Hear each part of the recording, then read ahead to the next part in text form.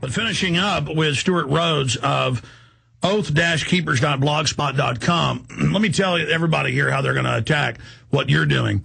And it's with fear, again, intimidation of police and military that speak out. But as more and more speak out, it's kind of like in those famous, historical things where we have a church full of people in the Revolutionary War, and they'll say, who stands with us?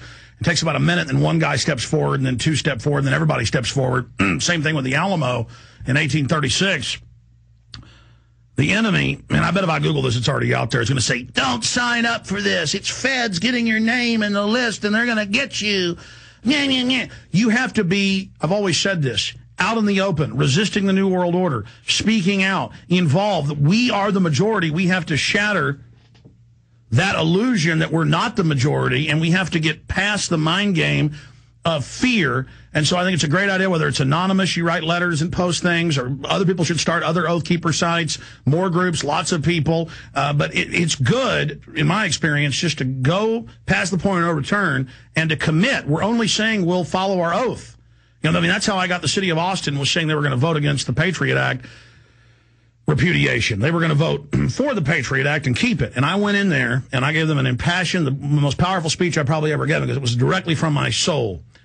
And I explained to them their children had no future. I explained to them all we were doing had no future if this continued, that all they were doing was reaffirming the Bill of Rights Constitution. All they were doing was saying they'd follow their oaths of office for the city council, the police, the firemen, the workers, and that they had to do it, and they did vote to overthrow it, and people that were saying they were going to vote against voted for, because I poured everything into literally trying to reach in and grab them, just literally brush up against their souls, and I did, literally bending my will with goodness towards them, and believe me, that's what humanity's all about, folks. You've got power you don't know you have. It's a survival mechanism with the truth, to literally be able to reach out to people. When you're telling the truth, it's unstoppable. The globalists are going to pull a lot of other tricks, but I wanted to just, in closing, Stewart Rhodes, get your take on that enemy attack angle, and has that already happened? Well, not yet, and here's what we're going to do. We're going to do the same thing that Congressman Paul did with his campaign. We're going to let diffuse. Already got an officer in Houston who's volunteered to run our Facebook operation, and we encourage folks to start up meetup groups. I mean, the website, we'd like people to send their testimonials to the website so everyone can go there and read the testimonials. And we don't screen anything. We post them, they send them, we post them.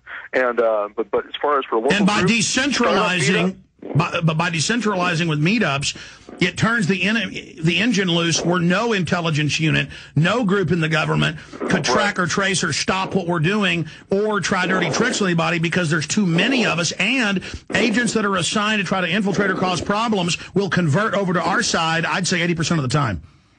Exactly. And here's the other thing. We do encourage active duty to stay anonymous unless they're short-timers are going to be getting out soon, or a few people standing up and making a convicted statement is fine, but for the most part, we do think it's probably wise for most of them just to send anonymous statements. Well, that's their decision. I'm just saying most of this is anonymous. I'm saying we need more, I think, to go all the way, because that's what's going to shatter the illusion of the establishment.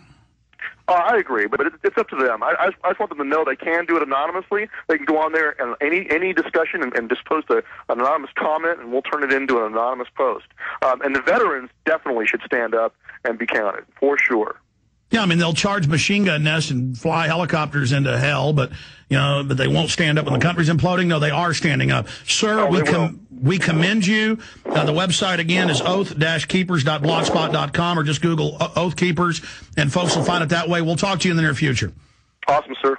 Thank you for spending time with us. Really great hearing from you.